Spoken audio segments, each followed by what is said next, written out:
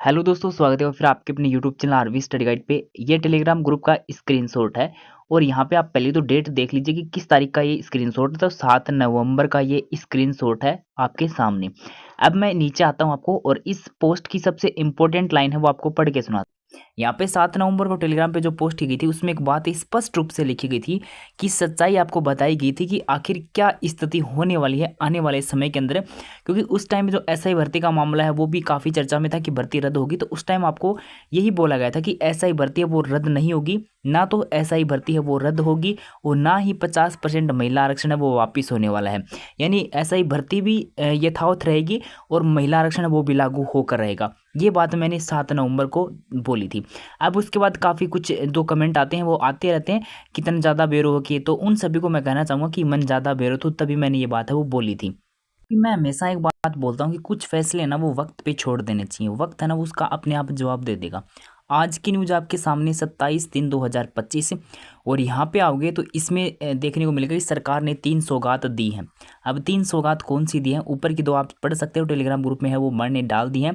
और तीसरी सौगात है वो यहाँ पे आपकी सामान्य बीएड एवं डिप्लोमाधारियों को विशेष अध्यापक भर्ती में लाभ मिलेगा।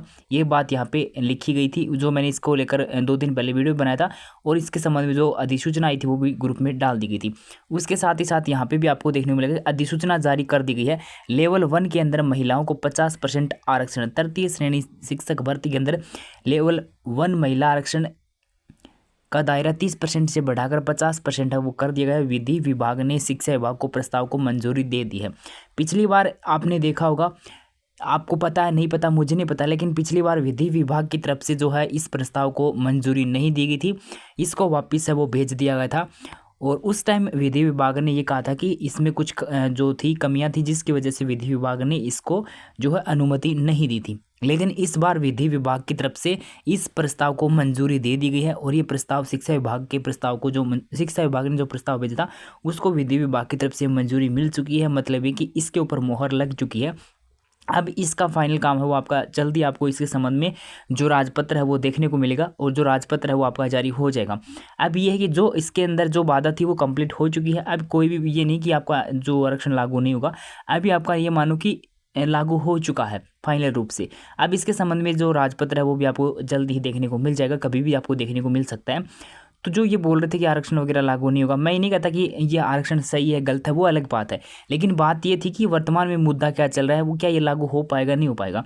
लागू होना था वो हो गया है, किसको कितना नुकसान है वो सभी को पता है कि किसको कितना नुकसान होने वाला है, किसकी कितनी पोस्ट आएंगी और जो खासकर लेवल 1 के अंदर जो लड़के हैं उनको कितना क्या नुकसान होने वाला है और उनको आगे क्या करना होगा। मैंने पीछे भी कहा था कि किसी भी कोचिंग संस्थान या किसी भी बेरोजगार नेता के भरोसे मत रहना।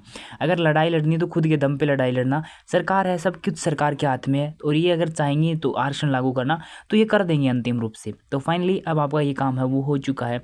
अब आगे इसके संबंध में कोई और अपडेट आएगी तो मैं आपको जल्दी इसकी सूचना उपलब्ध करवा दूंगा। बाकी 3rd ग्रेड शिक्षक भर्ती आप सभी को पता है कि जनवरी के अंदर प्रस्तावित है। तो बड़ी अपडेट थी आज की ये। मैं वीडियो इसलिए नहीं बना रहा था क्योंकि सुबह से मुझे वो टेलीग्राम वाली पोस्ट है वो स्क्रीनशॉट ढूंढ रहा था, मुझे मिल नहीं रहा था। ताकि क्योंकि कुछ जो लोग बोलते हैं ना कि तन ज़्यादा बेरोगी बढ़ना भी जवाब देना जरूरी हो है, क्योंकि अब समय आना उस टाइम जवाब देना, उससे पहले मत दो। कुछ फैसला समय पर छोड़ दिया करो, समय अपना आप जवाब दे देगा।